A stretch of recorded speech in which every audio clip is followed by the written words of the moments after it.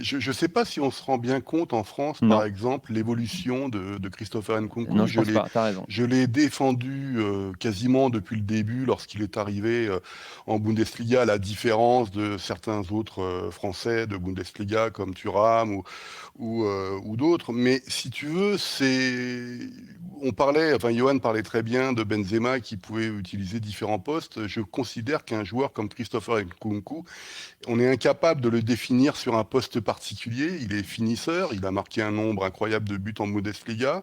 Il est meilleur marqueur de la Bundesliga avec 16 buts avec Füllkrug cette saison par exemple. Il donne des caviars, il fait un nombre de passes décisives. On ne sait pas si c'est un meneur gauche, on ne sait pas si c'est un attaquant de soutien, un deuxième attaquant, etc. Je sais qu'on disait que Michel Platini était un 9,5. Je ne vais pas comparer évidemment Christopher Nkunku à Michel Platini, mais je ne crois pas que c'est 9,5 qu'il faut dire que c'est des 19 en fait. C'est des joueurs qui sont la somme de ces deux postes.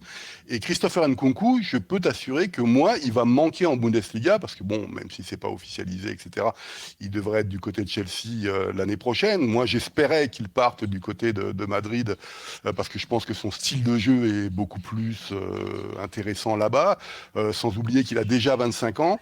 Et évidemment, il a éclaté de toute sa classe cette finale de Coupe d'Allemagne, malheureusement aux dépens d'un autre Français que j'aime beaucoup, qui est Kolo Muani. Il faut voir, donc il y a eu 2-0, un but de Christopher Nkunku, et c'est lui qui fait une passe décisive au sortir d'une action assez extraordinaire pour Szoboszlai.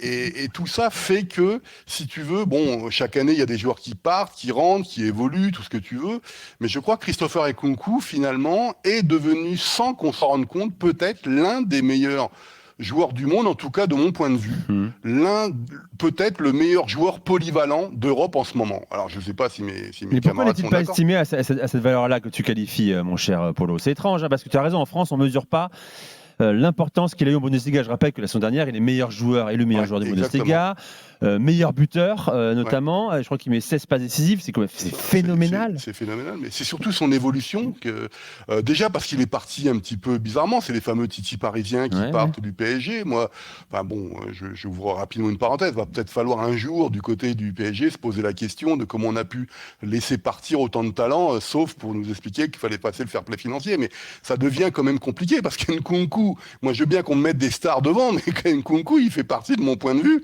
d'un des Hmm. meilleurs joueurs du monde actuellement. Alors, il faut bien l'utiliser évidemment. Il a eu la chance, évidemment, d'être dans un championnat qui favorise le développement des jeunes joueurs, etc. Mais c'est aussi son travail. Alors pourquoi est-ce qu'il n'est pas... peut-être parce qu'en équipe de France, on ne lui a pas fait confiance comme il aurait fallu. Peut-être aurait-il pu exploser aussi lors de la dernière Eh Coupe du oui. Monde, il s'est blessé. Peut-être aussi qu'en France, on est toujours obnubilé tellement, je m'excuse Julien, par la Première Ligue, qu'il faudrait peut-être voir un peu ce qui se passe à côté. Hein. Bien Moi, sûr. j'avais discuté avec des professionnels qui avaient joué en Bundesliga, et je disais toujours, en France, ils ont de problèmes pour tourner leur tête du côté de l'Est, quoi. Ils voient pas ce qui se passe, tout est vers l'Ouest. Donc, ok, c'est comme ça. Mais Christopher Nkunku, honnêtement, moi, j'aimerais bien avoir l'avis Ouais, de mes camarades. C'est vraiment, quand tu parles de polyvalence, et moi mon idole était le joueur polyvalent ultime, Paul Breitner, tu vois, Christopher Nkunku, il est là, quoi. Il fait partie de ces joueurs que je voudrais voir chaque année Tiens, arriver en Bundesliga. je commence avec Julien qui devrait l'héberger d'ici quelques semaines, quelques mois, Christopher Nkunku. Déjà, est-ce qu'en Angleterre, on mesure le joueur qu'il est en Bundesliga?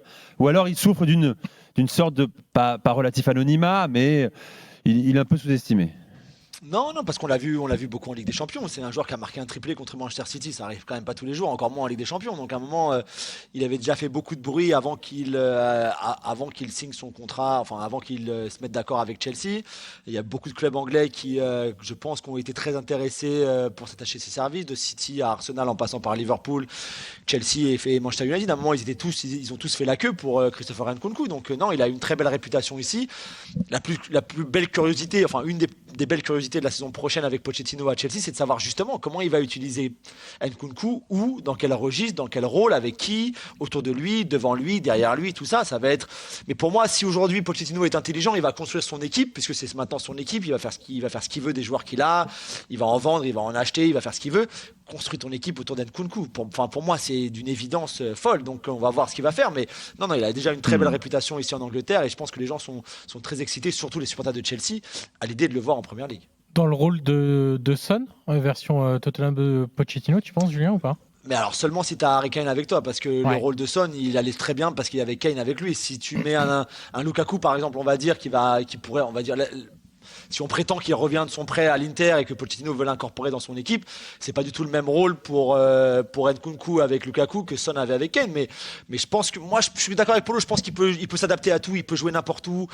Après, il faudra, pour en tirer le maximum et le meilleur, il faudra bien sûr le mettre dans les meilleures conditions. Mais je pense qu'il peut vraiment s'adapter à tout, à tous les systèmes, à toutes les façons de jouer, à tous les styles, à tous les postes, en tout cas à beaucoup de postes.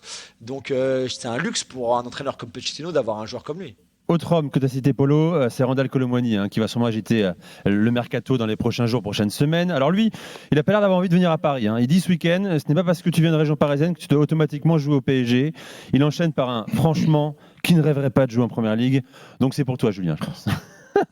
Polo, Oui, peut-être, ouais. Enfin, j'en moi suis j'aime pas bien sa persuadé. spontanéité. Ça ne veut pas forcément dire que, mais en Non, tout non, cas, non, mais oui, enfin, moi, il y a quelques semaines, il avait fait des déclarations sur le Bayern Munich et tout ça, donc moi, c'est pas.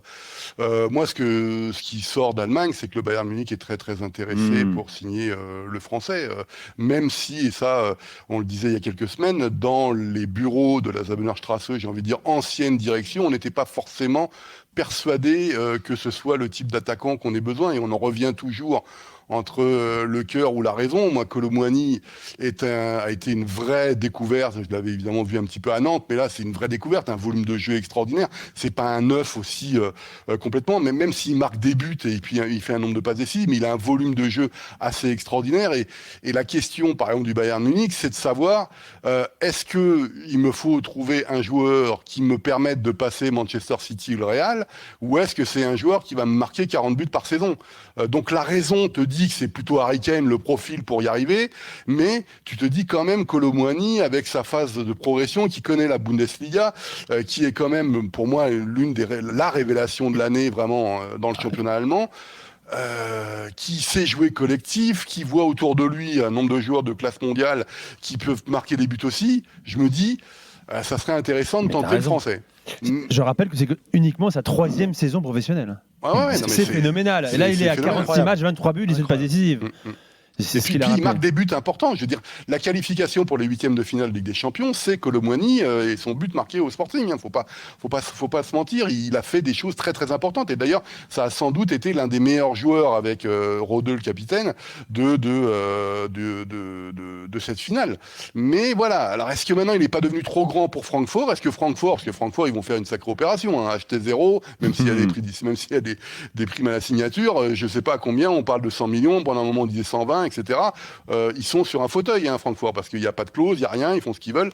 Donc voilà, donc c'est à lui de choisir ce qu'il veut. Et puis j'ai envie de dire, celui qui remplira son portefeuille, c'est Francfort.